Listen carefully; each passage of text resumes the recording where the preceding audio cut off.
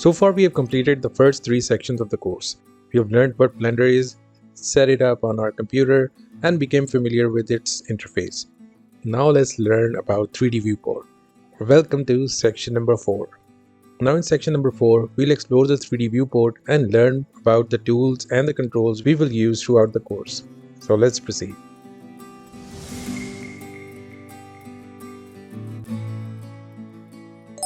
Welcome back. Let's explore and understand 3D viewport and its different parts. The 3D viewport is made of several smaller sections called regions: header, toolbar, sidebar, gizmos, and main view area.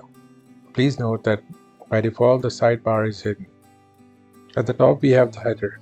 This contains important options like view options, selection modes, shading options. You will be using this frequently while working.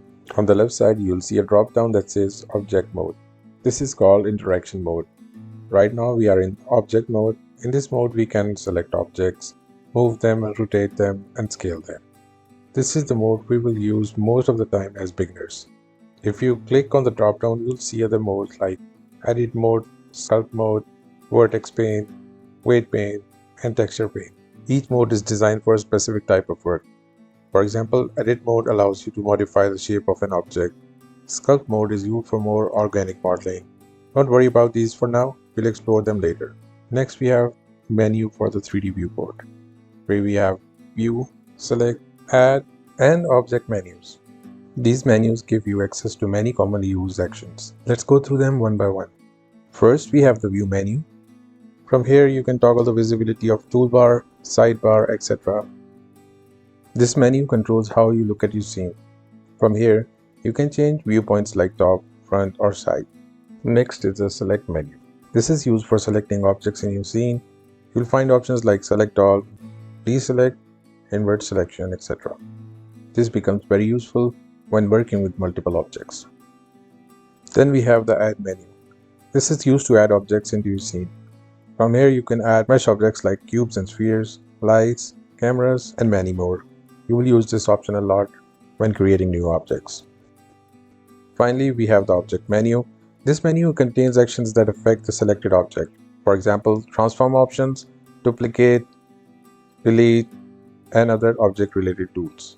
Please note, at this stage, we are only taking a quick look at these options. Don't worry, we will explore them properly later on. Now let's explore a few important tools in the 3D viewport that control how objects behave when we transform them. You'll find these options in the viewport header, and they play a very important role when moving, rotating, or scaling the objects. First, we have the transformation orientation option. This controls the direction in which transformation happens. By default, it is set to global. This means that the movement follows the world axis. You can also switch to other orientations like local, normal, etc. For now, we'll stick with the global as it is easier to understand. Next, we have the transform pivot point option. This determines the point around which transformation happens. For example, when you rotate an object, the pivot point decides where the rotation happens from. By default, it is set to median point, which works well in most cases. Next is the snapping option. This allows objects to snap to specific points like grid, vertices, edges, etc. To enable snapping, click the magnet icon. When snapping is active, your transformation will align more precisely. This is very useful when you want accuracy in your scene. Finally, we have the proportional editing. This is mainly used in edit mode. When enabled, it affects not just the selected element, but also the surrounding area. This creates smooth and gradual transformations. You can toggle it using this icon or by pressing the O key. I hope you're finding these lessons helpful and starting to feel more comfortable inside Blender. I just wanted to mention that we are only getting a basic idea of these controls for now. We will cover them in more detail as we continue. Now let's explore some important viewport display controls that help you see and interact with your scene more effectively. You'll find these options on the top right side of the 3D viewport. Now let's talk about something very useful when working with multiple objects. That is selectability and visibility controls. As your scene becomes more complex, you'll often want to hide objects, prevent accidental selections, or organize your workspace better. From here, you can toggle the selectability and the visibility of mesh, curve, surface, and other object types. Then we have the viewport gizmos.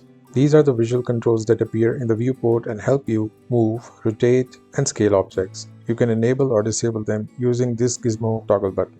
We'll use these more in the next lessons when we are going to transform the objects. Next, we have the viewport overlays. This controls the visibility of helpful guides like grid, axis, object outlines, and other visual helpers.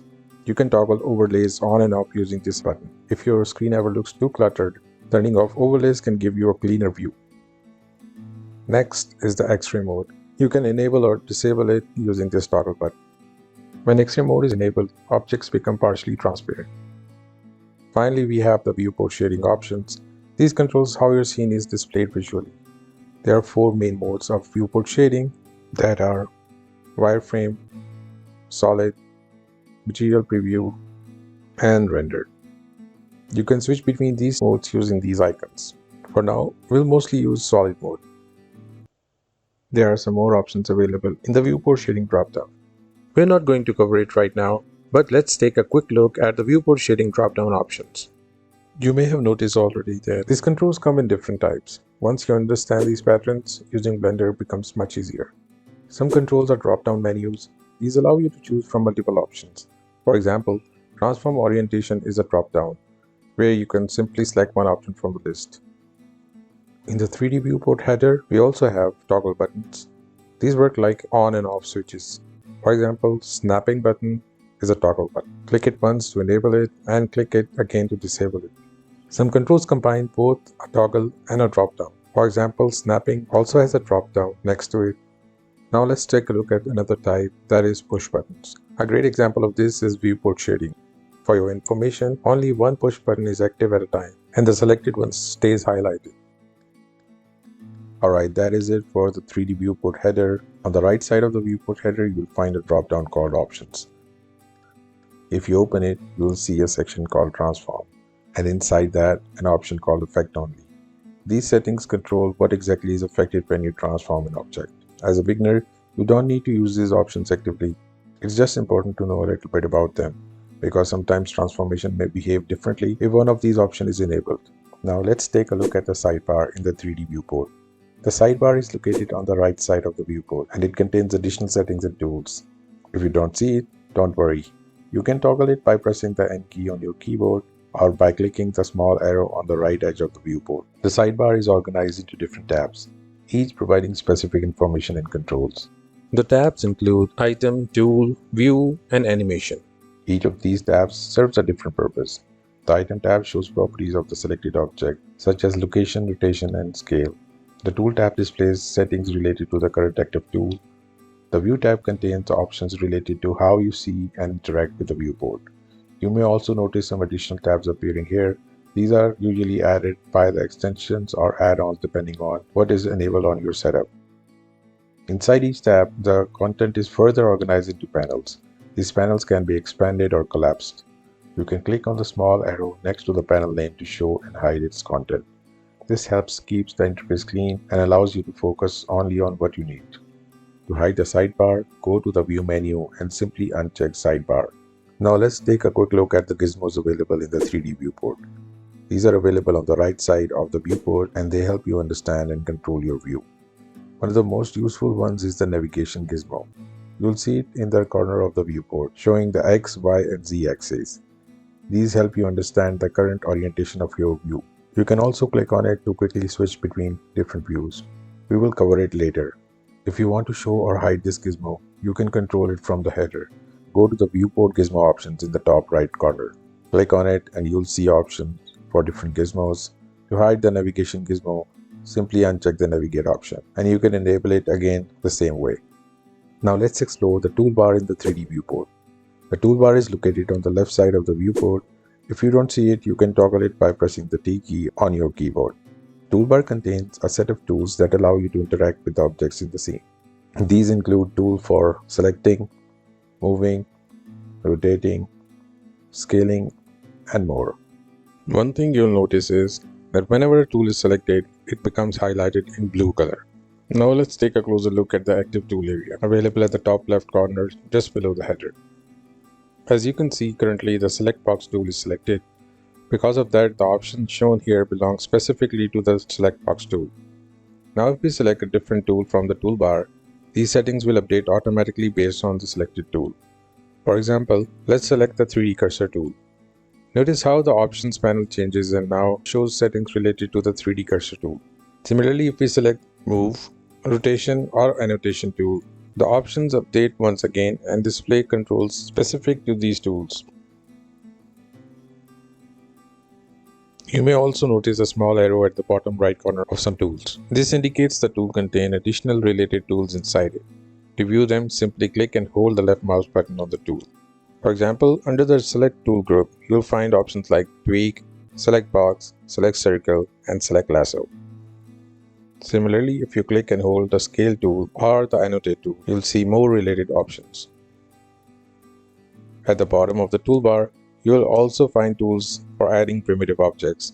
From here, you can add objects like cube, sphere, cone, cylinder, and more. Click and hold the tool to see the complete list of available primitive objects. You may have noticed that in Blender 5.2, there are some additional tools available at the bottom of the toolbar, such as Breakdowner, Push, and Relax. These tools are related to animation workflows. Since our focus in this section is understanding the user interface and the 3D viewport, we're not going to cover these tools right now. Now let's explore how the toolbar changes between different interaction modes in Blender. Earlier we discussed that Blender has different modes like object mode, edit mode, etc. Depending on active mode, the tools available in the toolbar can change. Let's start by selecting the default cube. Now with the default cube selected, go to the interaction mode drop-down available at the top left corner of the viewport. Currently it is set to object mode. Click it to change it to edit mode. As soon as we switch modes, notice how the toolbar changes. This happens because edit mode provides tools specifically for editing geometry. You can also quickly switch between object mode and edit mode by pressing the tab key on your keyboard. Press tab once to go into edit mode. Press tab again to return to object mode. In the edit mode, you'll notice that many tools become available in the toolbar. Because of this, the toolbar may become longer than the visible screen area. You can use your mouse wheel to scroll through the available tools. So in simple words, object mode is mainly used to work with the whole objects. Edit mode is used to modify the actual shape of the object. That's why the available tool change between these modes. Now that we understand how modes affect the interface, let's now learn how to navigate in the 3D viewport.